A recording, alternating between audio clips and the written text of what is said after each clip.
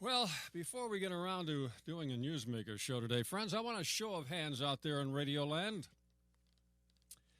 How many of you think it is simple-minded for politicians to put the nation ahead of their party? Think about that now. Let me see a show.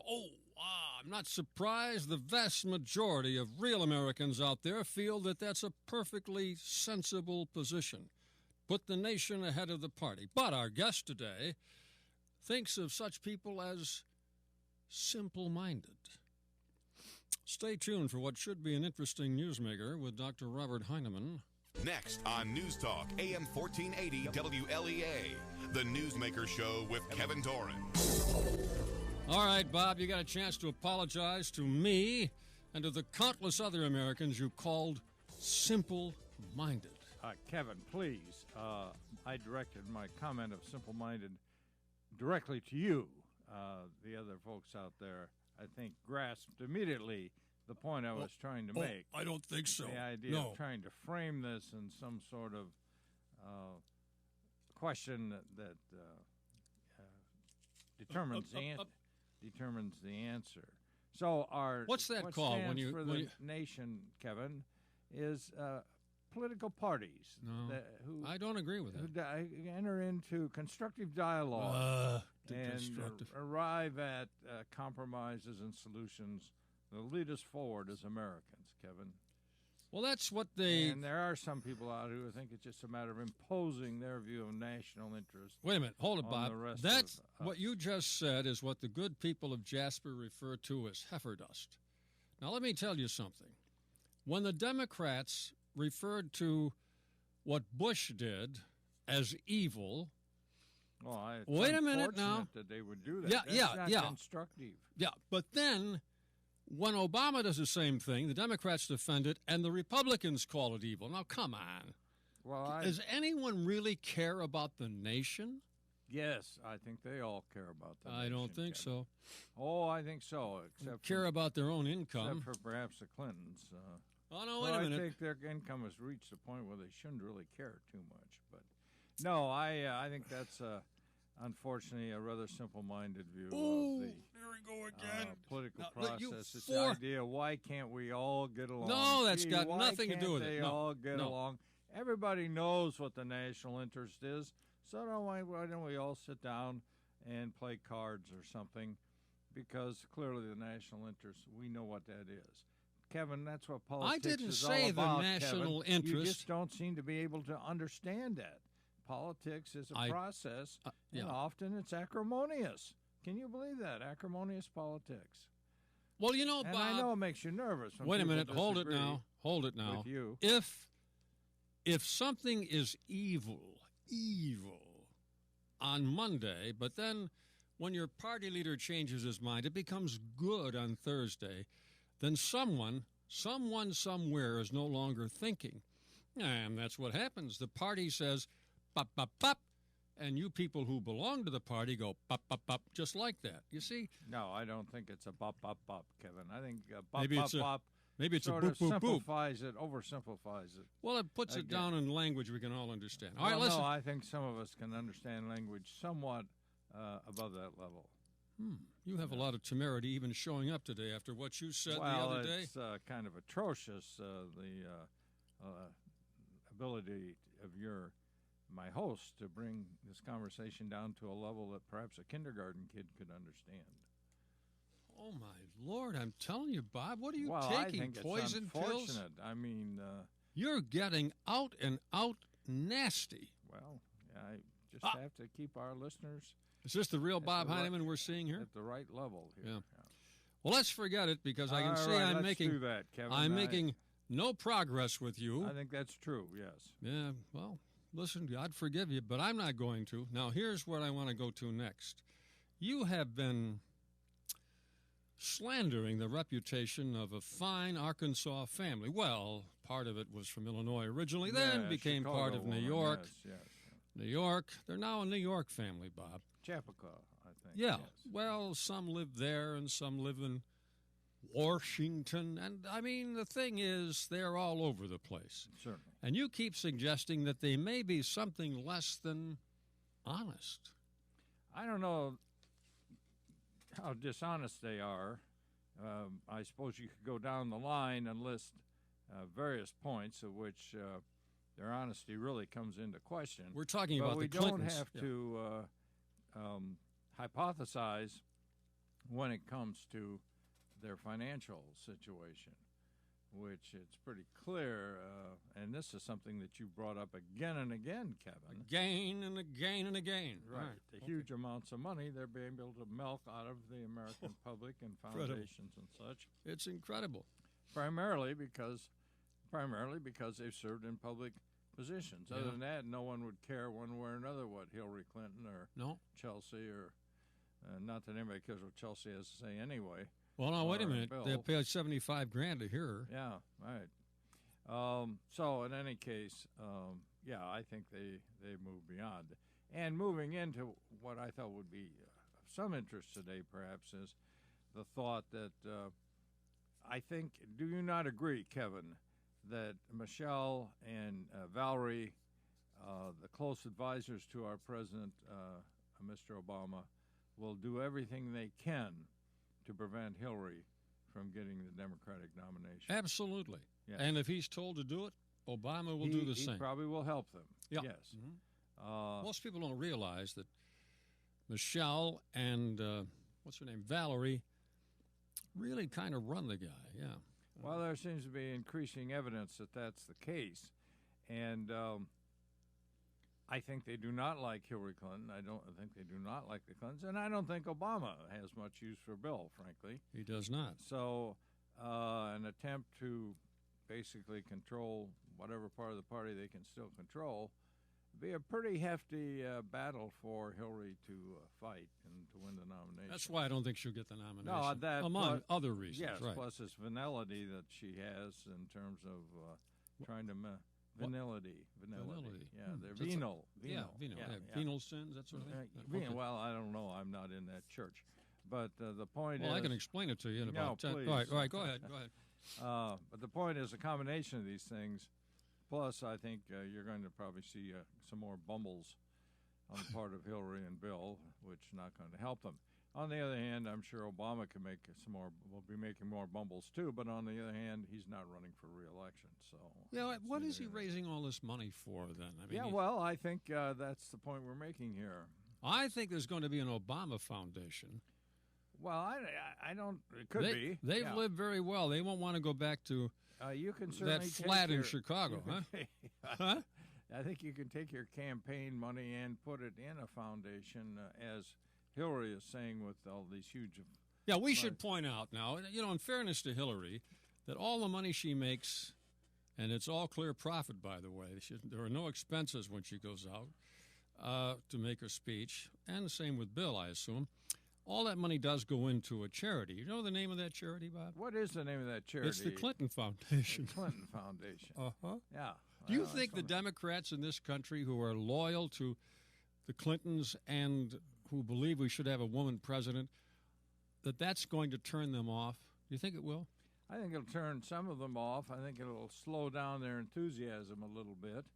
And in that sense, I think it makes it a little heavier carry for the Clintons in terms of their... She'll never be nominated, Bob. Boy, look at the money they could make if she'd ended up president, though. That's what's kind of driving them, I think. Gee, look at the money they made because Bill was president. Now, if she ends up president...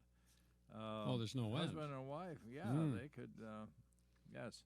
Well, I think, at any rate, we milked that for about... Well, no, wait a minute. I want to go back into that whole concept of using the presidency as a stepping stone to incredible wealth. That's right, immense wealth. Oh, right. When did that start? I think with the Clintons. Yeah, first George Bush. Oh, yeah. Well, they were pretty well off. Yeah, they didn't, He went out and made some speeches, and I assume he got paid. He even made speeches with who did he go out with? No, I'm thinking of Carter and Ford. They made a little money on that. Reagan went to Japan and got a big check. Didn't need it. Where are we now? I don't know where you're going. Well, I'm trying to figure out who used all that. Nixon had to write books to keep himself in a and good the lifestyle. argument is that's one of the reasons why he did not destroy the tapes, is because he planned to write memoirs and he needed the tapes to. Yeah, but refresh once his the memory. tapes were revealed, he should have had a bonfire, Bob, and you know it. Yeah, a number of people have suggested that, but Nixon and nobody really knows. I suppose we could talk to some of his friends and relatives and get another take on it. The thing about Nixon is, and he was paranoid to a great extent. Not without reason, incidentally. All right, go ahead. Yeah. No, I mean, they were out to get him. Right. Yeah, they were out to get him. But he did have the interest of the nation at heart. Oh, he did. I mean, when push came to shove, for example, the closeness of the Kennedy election, Which he probably won in 1960. he may have, but he wasn't putting the country through this. He said, "That's it. Kennedy won. That's it. I'm stepping aside." And the same with the whole impeachment effort and attack on him. Nixon said, "That's enough. I'm out of here." Now, you would never see somebody like the Clintons doing something like that. No, they didn't. Or No. like Al Gore dragged out the 2000 election as far as he could. All right, So at any rate, we're back to so Nixon. wasn't a real pleasant guy to deal with, but nobody ever called him stupid. What about that's for Johnson? sure. He never took advantage of his. He made Oh, money. he did came it, out, yeah. He was worth about $9 million or so. Yeah, after he left, did it while he was in office. Yeah. He was calling up buying stock when he knew certain companies he did were going all to right, get from that. But it wasn't anything to the extent. Eisenhower didn't. I'm going right back through the list. I think that we've probably gone far enough here to make that Kennedy point, didn't have Kevin. to, and Harry Truman, of course, God bless him. Yeah. Old honest Harry. Yes. Well, so I noticed, Kevin, to change the subject here, that the polls in Iowa show Mitt Romney. leading by a huge margin. Yes. Who told you this, Bob? Who told you Mitt Romney's the sleeper? No. No. I think I made that point. Yeah. I'm telling you, Mitt Romney's got a good shot to be the nominee. And in New Hampshire, he was way, way ahead of any other possible candidate. So I do see the possibility of a draft shaping up here. And if I were Mitt Romney, Take it. I would insist to be a draft, though. Mm-hmm. Oh, yeah. In other words, say, look, I'm not going through all this debate and all these other hoops here. If you want me, and the party calls me, I have an obligation. just step forward. Yes. Yeah. But his wife clearly doesn't want him to run. I thought it was the other way around. I thought she thought he should. No, well, you know better than What I saw the other day now was that she was. But again, whoever was reporting this could have been totally wrong. So in any case, the guy does look good. I mean, and he does have. I mean, it would be I could live with that. I think a lot of people could. Well, but he again, is a you got, very smart guy. You talk Yeah. to some of the born agains and people like that, and the guy's a Mormon, but I think even in those instances, they'll vote for him. Well, it's a pity depending they on didn't who last the time. Democrats put up, of course. Well, we're not the sure. Democrats, I don't think will put up Hillary. So we can look forward to a face that's new. Well, I think the Obamas. There's a lot of evidence the Obamas are pulling in behind Elizabeth Warren. Yeah. And I think she'll she's be on the bright ticket. and, She'll be on the articulate, ticket, yeah. And who knows? But and they're both from Massachusetts, so that would be a kind of interesting race there. Yeah. So at any rate, that I just thought I'd toss that out. Okay, there. let me That's ask sure you to be about something. Eminem's boy, Oh, Matilda and Mario's boy, Andrew. oh, Andrew Cuomo. Yes, Yeah. yes. The New York Times refused to endorse him. Well, I noticed that, and in fact, I read this is one of the rare times I read the editorial page in the New York Times, and clearly they're sending a shot across the bow here in terms of corruption. Even the New York Times has had enough of this corruption out of Albany, and it really is pretty bad. I mean, there's just no two ways about it. It didn't start with Andrew, but he made, well, Well, he stuck his neck way he out said, there. I'm going to clean it up. And then when it Right. got too close to him, he shut it down. I still think if he's wearing an orange jumpsuit on Election Day that the Democrats will elect him. I really believe that, and they are overwhelmingly the majority in New York. I I still think he'll get elected. Doesn't mean he'll serve out his term. Well, the point is, there is, the problem of the federal prosecutor there who has quite a bit of interest in what he's doing with them, has done with the Moreland Commission. But everybody I've talked to says that this guy will not bring any indictments or charges before the election because he doesn't want to be accused of trying to elect Astorino? Right. But I think come the general election, and I have to point out here that the New York Times, the endorsement they are not giving is for the primary between Teachout and Cuomo. And so they're saying to Ms. Teachout, go get him. We like what you're doing. And it does tend to support Teachout's scenario for the election, and that is that it's a primary, the turnout, and it's only a couple weeks away. The turnout will be low. She figures about 15% of the electoral turnout to vote, and a huge portion of that will be in New York City. And there she's known, and obviously the New York Times is read. And so this whole issue of a new face, the need to basically deal with someone who isn't corrupt, and I don't think Teachout by any stretch of imagination is anything to do with corruption. And she's a very attractive candidate. So she only needs, a fairly small number of votes to pull it off. Again, is she going to be on the ballot in November? No. This is it for her, okay? Yeah. Talk to me about... sold out to the working parties line. That's the Communist Party, isn't it? Isn't that the Communist Party? Working families line. Yeah. He sold out to them. I forget what he promised them now in order to get their endorsement. So that took Teachout. Isn't that the Communist Party? I don't engage in that kind of vituperative what kind? Vituperative. Vituperative. I know that word. All right, go ahead. Sort of like Washington. At any rate, so that's the theory. Now, as another law professor at Fordham. Another sleeper in this whole operation. And he's running for lieutenant governor along with Teachout. And who is Hochul, who is from upstate and isn't known at all, frankly, in New York City, her chances of losing that are pretty high. It'll be very interesting to see if Cuomo can, in fact, force the Democrats in New York City to come out and support him and Hochul. And the black vote in New York City, I have to say right up front, basically doesn't have much use for the Cuomos at all. Really? Oh, yeah, because So they'll go for Terry and Wu?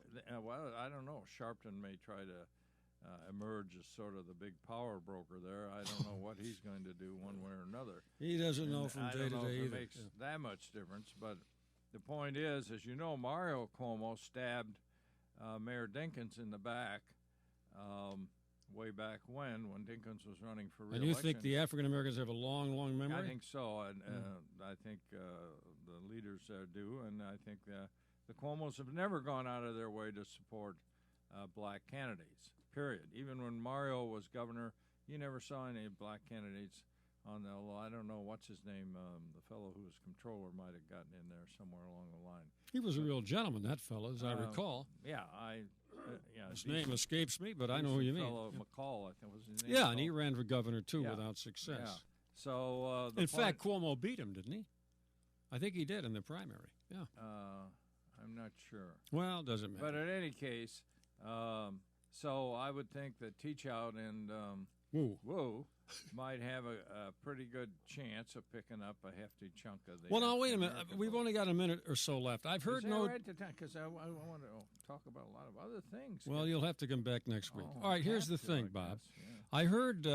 I heard with a couple of different candidates on the ticket for lieutenant governor. Then you'd have to add them all up, and I'm sure whoever's on the Democratic line would get it.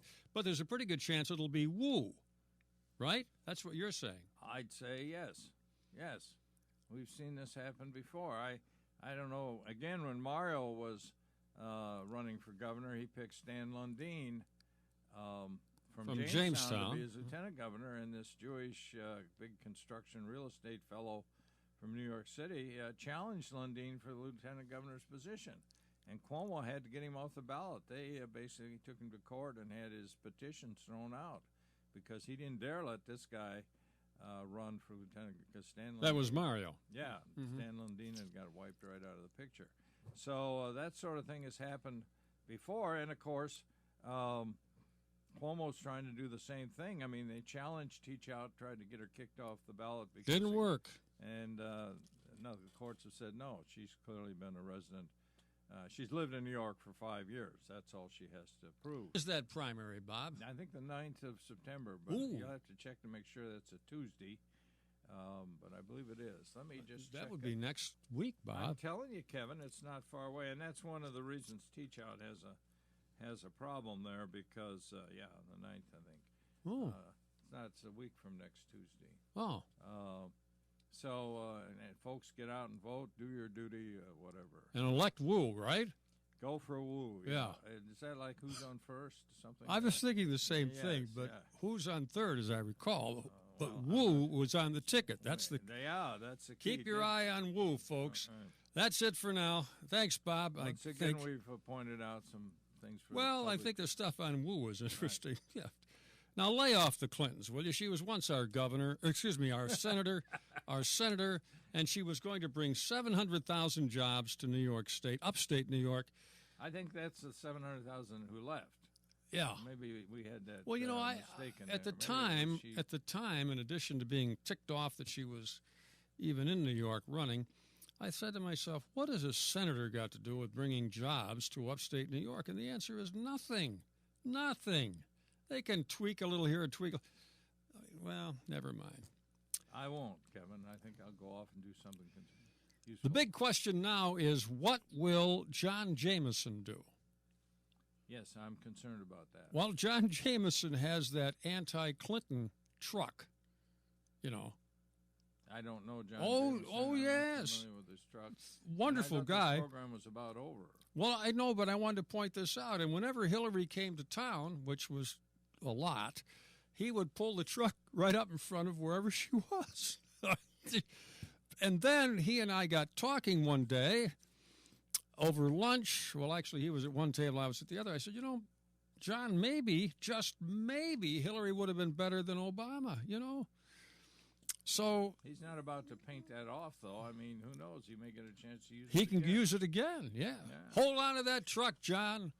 Now stay tuned for news and information. Real information coming up here shortly. Well, we've done the best we could.